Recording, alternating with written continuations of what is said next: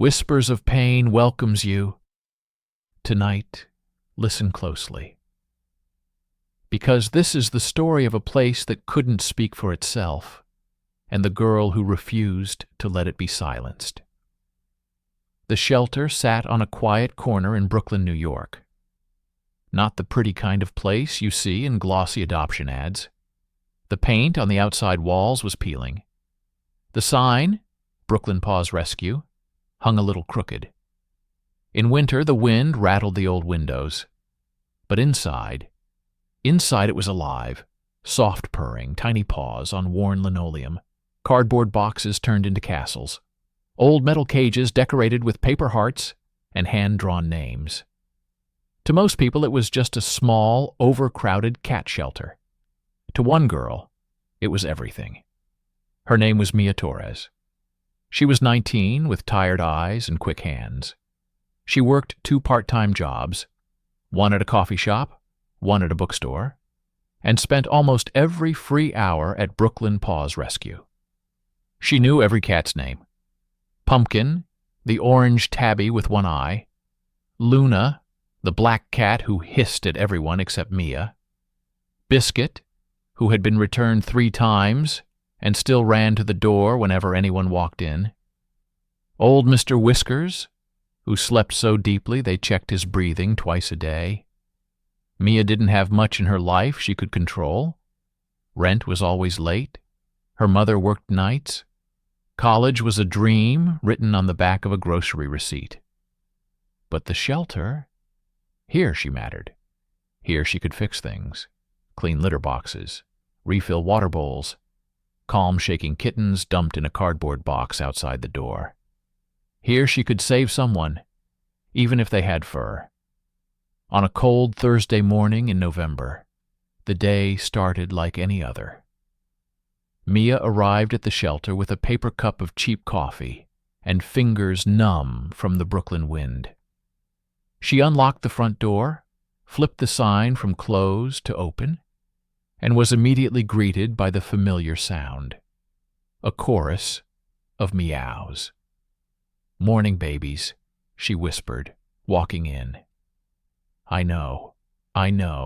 Breakfast." She moved quickly, cleaning, feeding, checking medications.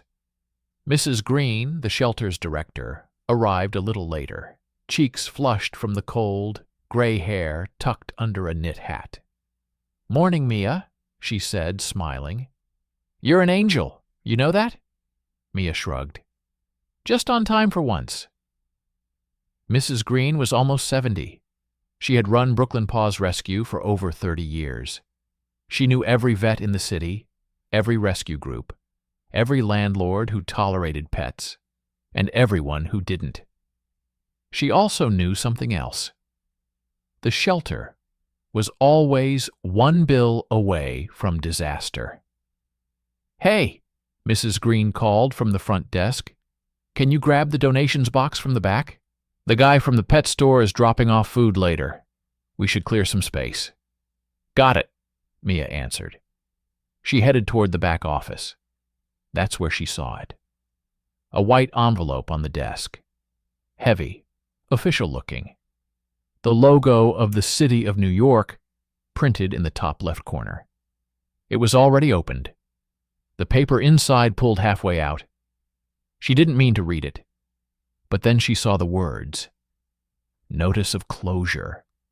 Her heart stuttered. She picked up the letter, eyes darting across the lines. Due to ongoing violations of health and safety codes, the premises at 412 Franklin Avenue, currently operating as Brooklyn Paws Rescue, are hereby ordered to cease operations effective 30 days from the date of this notice. She swallowed. 30 days. "Mrs. Green?" she called, voice thin. The older woman appeared in the doorway, wiping her hands on a towel. "What is it, honey?" Mia held up the letter. "What is this?" Mrs. Green's face changed. The light in her eyes dimmed. Her shoulders seemed to drop under an invisible weight. "I was going to tell you," she said softly. "I just needed a minute to breathe first." Tell me what? Mia demanded, although she already knew. They're closing us down, Mrs. Green replied. The city, they sent inspectors, said we're not up to code. Not enough funding, not enough staff, too many cats for a place this old. G, 15/11/2025, 11:48. Her voice trembled on the last word. Old. They can't do that, Mia said. They can't just shut us down. They can, Mrs. Green whispered. And they are. What will happen to them? Mia asked, staring at the rows of cages. To Pumpkin? To Luna? To... We'll try to place as many as we can, Mrs. Green said quickly. Call other rescues, fosters, anyone. But Mia, you know how it is. All the shelters are full. Some of them still euthanize when they're out of space. A loud, empty ringing filled Mia's ears. Euthanize. Kill. Because there wasn't enough space, enough money, enough time. 30 days. 30 days until this place, this sanctuary, this messy, noisy, imperfect home was gone. That night, Mia lay awake in her tiny bedroom, staring at the cracked ceiling. She could still hear the shelter in her head, the scratch of claws on newspaper, the rumble of purrs, the soft, broken sounds of scared animals trying to trust again. She thought about Pumpkin's one eye, about Luna's hiss that turned into a purr when she held her, about Biscuit's hopeful run to the door every time someone walked in, as if this time, finally, would be different. She thought about a city that called itself progressive, a city that built luxury condos and high-end pet boutiques, and yet somehow couldn't afford a small, crowded cat shelter that ran on donations and the backs of volunteers. Her anger rose slowly, like water in a glass. Everyone said the same words when they heard sad news. That's terrible. So unfair. Someone should do something. Someone. But someone was always a ghost, a missing person, a promise with no owner. Mia sat up. Her heart was beating fast. Her hands were shaking. But a single sharp thought cut through the fear. If someone was going to do something, maybe that someone had to be her. The next morning, Mia arrived at the shelter with something new in her eyes. Not just exhaustion, not just worry. Fire. Mrs. Green, she said, dropping her bag, we're not letting them do this. The older woman sighed. Mia, I've fought the city before. Fines, inspections. We barely made it through the pandemic. I don't have the strength for a war. You won't be alone, Mia said. We can fight this. There has to be a way. It's a notice from the city, Mrs. Green reminded her gently. They have the law, the money, the lawyers. We have cats and donation jars. That's not all we have, Mia said. We have people. We have stories. We have proof that this place matters. She pulled out her phone. This is New York, she continued. People protest because their subway is late. You think they won't care about a shelter full of cats? We can make noise. Petitions. Social media. Local news. We can find a lawyer. Mrs. Green studied her for a long moment. You don't even have money for college, she said softly. How are you going to afford a lawyer? Mia's jaw tightened. I don't know yet. But I'm done just crying about things I love being taken away. If they're going to shut us down, they'll have to look us in the eyes while they do it. For the first time since the letter arrived, something like hope flickered in Mrs. Green's expression. Okay, she whispered. Okay, Mia. Show me what a 19-year-old revolution looks like. The revolution started with cardboard and markers. Mia made signs. Save Brooklyn Paws. We are their voice. Closing this shelter will cost lives. She took photos of the cats. Pumpkin's one eye. Luna curled up in her favorite box. Biscuit, mid-meow. She put their stories in the captions. This is Pumpkin. He was thrown out of a car. He trusts humans again because of this shelter. This is Luna. She was found tied in a bag near the river. She purrs now, but only here. This is Biscuit. Returned 3 times. This shelter is the only home he's ever really had. She posted them on every platform she had. Then she made a petition. Save Brooklyn Paws Rescue. Don't let the city shut us down. At first, only a few signatures trickled in. Friends, some customers from the coffee shop, a teacher from high school. Mia felt a familiar doubt creep in. You're just a girl. The city doesn't care. Nothing will change. But then, the petition started to move. One person shared it, then another, then a micro-influencer who loved animals, then a local news blogger. Within a week, there were thousands of signatures. People came to the shelter just to say, "We heard. We're so sorry. What can we do?" "Hold a sign," Mia said. "Share the story. Don't let them pretend this place was ever invisible." On a gray Saturday, they held a protest in front of the shelter. Mia stood at the front with a megaphone that shook in her hands. She had never liked speaking in public. She didn't think of herself as a leader. She was the quiet girl who cleaned cages and whispered to cats. But that day, her voice rose above the traffic and the cold. Brooklyn Paws has saved thousands of lives, she shouted. Strays, abandoned pets, sick and broken animals no one else wanted. This shelter is not a number on a budget. It is a lifeline, and we will not let the city quietly erase it. People cheered. Cars honked in support. Neighbors who had adopted here held up photos of their cats. A local TV crew arrived. A reporter stuck a microphone in her face. "Why is this so important to you?" the reporter asked. Mia looked straight into the camera. "Because they don't have voices," she said, jerking her chin toward the building.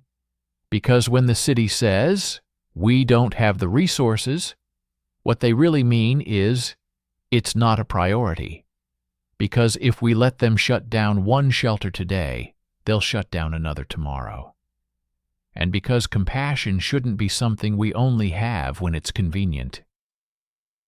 The clip went viral. Suddenly people all over New York, and beyond, knew about Brooklyn Paws Rescue.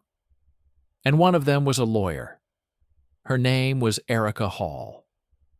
She showed up at the shelter a few days after the protest, in a dark coat, with snow in her hair, and a business card in her hand. "Are you Mia?" she asked. Mia looked up from cleaning a cage. "Yeah, I'm Erica," she said, offering the card. "I'm an attorney. I saw you on the news." Mia wiped her hand on her jeans before taking the card. "Are we in trouble?" she asked. Erica laughed softly. "Actually, I was hoping to help you get out of it." She sat down with Mia and Mrs. Green in the small office, the letter from the city between them. "I work in animal law," Erica explained, which is a nice way of saying I spend a lot of time arguing with governments and corporations who think animals are optional. She read the notice carefully. "They're claiming code violations," she said.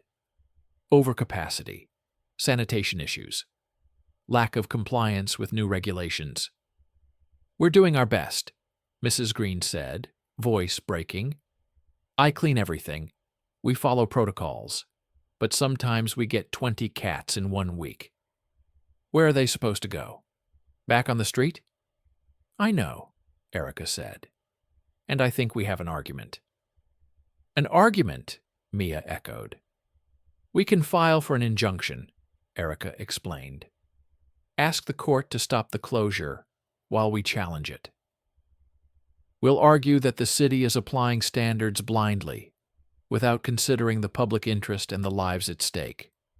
We'll show how many animals you've saved, how much support you have from the community. We'll make them justify why shutting you down is more in the public interest than helping you upgrade. Can we win? Mia asked. Erica didn't lie. I can't promise that, she said. The city has deep pockets and endless lawyers, but I can promise you this. If you're willing to fight, I am too, and I won't charge you. We'll do this pro bono. Mrs. Green covered her face with her hands, shoulders shaking. Why? She whispered. Why would you help us? Erica glanced through the little window into the shelter area, where Biscuit was pressing his nose between the bars, watching. Because when I was a kid, she said quietly, a place like this saved my cat, and because I'm tired of watching compassion lose to bureaucracy. She turned to Mia. I saw you out there, she said. You already started this fight. Let's finish it properly. Mia exhaled, slowly. Okay, she said. Let's go to court. The courtroom was bigger than she expected.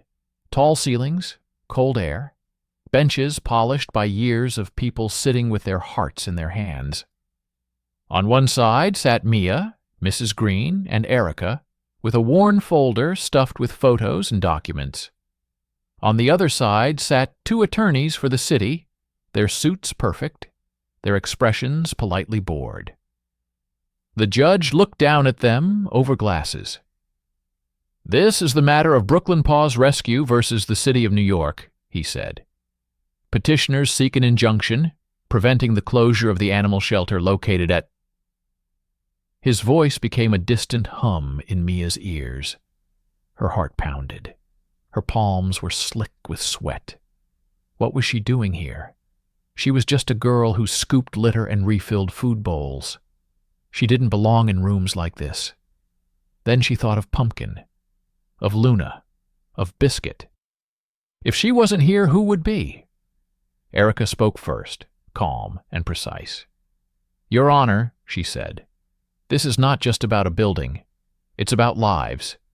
Brooklyn Paws Rescue has operated for over 3 decades, saving thousands of cats from the streets, from abuse, from death. The city's decision to close this facility, based solely on rigid code enforcement, ignores the shelter's vital role in the community. The city's lawyer responded smoothly. Your Honor, this is not personal. It's not about cats.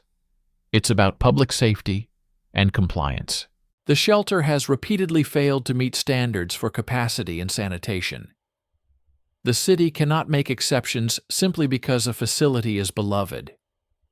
Every operator is held to the same regulations, Erica countered.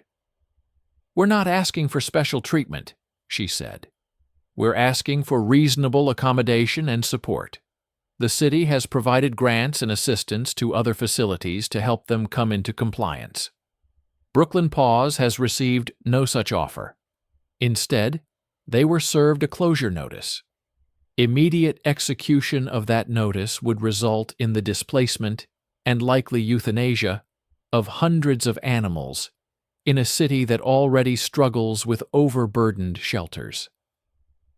The judge listened, expression unreadable. Then it was Mia's turn. She hadn't expected to speak, but Erica turned to her. Mia, she whispered, we can present facts all day, but he needs to hear the heart of this. Her legs felt like they were made of wet sand as she walked to the witness stand. She raised her hand, swore to tell the truth. State your name, the clerk said. Mia Torres. How old are you, Ms. Torres? Erica asked. 19. How long have you been volunteering at Brooklyn Paws Rescue? Almost 3 years. What do you do there? Whatever needs to be done, she said. I clean, feed, help with adoptions, give medicine, calm new arrivals. Sometimes I just sit with the ones who are scared. Erica nodded. Why is this shelter important to you? Mia looked at the judge. At first, it was just a place I loved, she admitted. I've always loved animals. I grew up in a tiny apartment. I couldn't have pets. So I went where they were. She took a breath. But then I started seeing who dropped them off. People crying because they had to move, and their landlord wouldn't allow pets. Old people taken to nursing homes, begging us to promise their cats would be safe. Little kids who thought they were just playing with kittens until their parents got tired of the mess and dumped them. Cats with injuries. Cats that flinched when you raised your hand because they thought you were going to hit them. Her voice tightened. This shelter is the only reason those cats aren't dead. The courtroom was utterly silent. Do you understand why the city says it wants to close Brooklyn Paws? Erica asked gently. Yes, Mia said. They say we're overcrowded, that we're not up to code, that the building is too old. They're not completely wrong. The judge's eyebrows lifted slightly. So you agree there are problems? Erica asked. Yes, Mia said. We need repairs. We need more staff. We need better ventilation and more space. But instead of helping us fix those things, the city's answer is, shut it down and let someone else deal with the problem. Only there is no someone else. Every shelter is full. Everyone is begging for help. There is no extra space waiting out there for our cats. She swallowed. If you close us, they don't go to some magical better building. They go into overfull shelters that will kill the ones they can't place. Or back onto the streets. Or into the hands of people who think animals are disposable. Her hands were trembling now. She didn't try to hide it. You're 19, the city's attorney said during cross-examination. You don't have training in animal welfare policy, correct? No, she said. You don't have a degree in law or public health? No. You're basing your argument on emotions, on how you feel about these animals. She looked him straight in the eyes.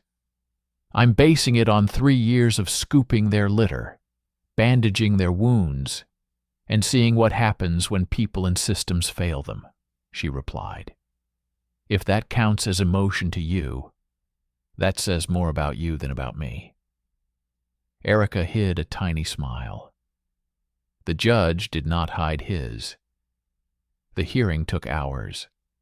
Numbers, regulations, photos of the shelter, some unflattering, cages close together, paint peeling, photos from Erica's side, adoptions, community events, children hugging cats.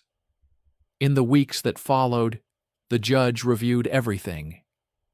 Mia went back to the shelter, back to cleaning and feeding and waiting with a knot in her stomach that never untied. The petition passed, 50,000 signatures. More news stories appeared.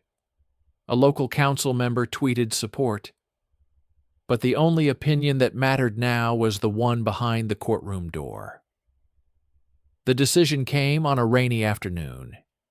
Mia sat in court again, fingers interlaced so tightly they hurt. The judge shuffled papers, then looked up. In considering the petition of Brooklyn Paws Rescue, he began, this court recognizes the city's legitimate interest in enforcing health and safety regulations. Mia's lungs tightened. However, the judge continued, we also recognize the substantial role Brooklyn Paws plays in mitigating the very issues the city claims to address: animal abandonment, public health risks associated with stray populations, and the humane treatment of animals. Erica's eyes flickered. Just a little. It is the judgment of this court, the judge said, that immediate closure of the shelter would cause greater harm than a structured, supervised process of remediation. Therefore, the city is hereby enjoined from enforcing the closure order for a period of 12 months, provided that Brooklyn Paws enters into a compliance plan. He looked at the city's lawyers. The city will work with Brooklyn Paws to secure grants and guidance to bring the facility up to code, he said. Inspections will be scheduled. Benchmarks must be met. The shelter must reduce overcrowding through adoption programs, not abandonment. He turned to Mia and Mrs. Green. If those conditions are not met, he cautioned, the closure order may still be enforced. But this court believes that the solution to a struggling shelter is not to eliminate it, but to help it become what it needs to be. He rapped the gavel once. Injunction granted. Mia didn't understand the legal words at first, but she understood the look on Erica's face, the way Mrs. Green grabbed her hand, the rush of air in her chest that felt like coming up from underwater. They had done it. They hadn't just delayed the end.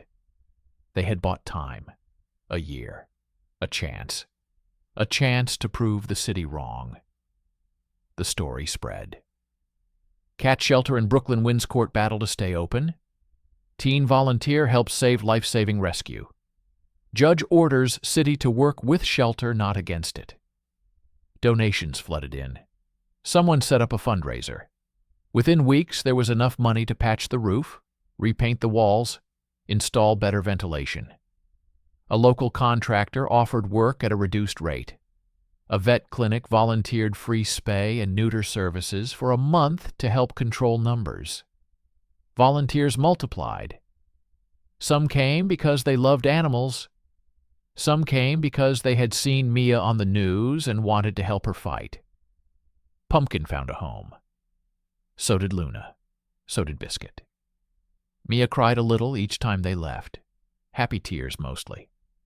She still worked long, exhausting hours. She still mopped floors and cleaned up messes and got scratched by scared kittens. But now, when she looked at the crooked sign outside, she didn't see a countdown clock. She saw a promise that as long as they fought, this place would not be quietly erased. Months later, after a long day, Mia sat on the floor of the shelter, back against the wall, a tiny gray kitten curled up asleep on her leg. Mrs. Green lowered herself beside her with a grunt. "You know," the older woman said, "when that letter came, I thought it was over. I thought the city finally won." Mia stroked the kitten's soft fur. "You kept this place alive for 30 years, she said. "I just shouted about it for a few months." "You did more than shout," Mrs. Green replied. "You made them see. You made them listen. You walked into a courtroom full of people who thought you were just a girl who loved cats, and you made them understand that caring is not weakness." She nudged Mia's shoulder. "You can still go to college, you know," she added. "Law school, even. We've got a real good lawyer on our side now. Maybe one day you'll be the one in the suit, telling a judge why another shelter deserves to be saved." Mia smiled, tired but real. "Maybe," she said. "But even if I never wear a suit, I'll always be here for them." She looked around at the rows of cages, less full now, but still full of life. "People think rebellion always looks like burning cars and broken windows," she murmured. "But sometimes it looks like refusing to let them close a door on something that can't defend itself." Mrs. Green wiped her eyes. "You're dangerous, you know that." She laughed. "Why?" Mia asked. "Because you're the kind of girl who sees notice of closure and reads it as start of fight." They sat there quietly for a while, surrounded by the soft chorus of purrs. Outside, the city roared, sirens, traffic, distant shouts. Inside, a small, stubborn piece of it purred back. Still here, still alive. Because one girl decided that someone was going to be her. Whispers of pain. Tonight you heard the story of a shelter that almost disappeared under paperwork. and a girl who refused to let that happen. They told her the decision was made, that the law was against her, that the shelter was just an old building full of unwanted animals. She proved that the law can be challenged, that old buildings can be repaired, that no living being is unwanted as long as someone is willing to fight for them. Not every battle ends in a courtroom. Not every act of resistance goes viral. But every time one person stands up and says, "You don't get to quietly shut this down," every time someone chooses action instead of sorrow, the world becomes, for someone, even if that someone has 4 paws and a crooked tail, a little bit safer. This has been Whispers of Pain.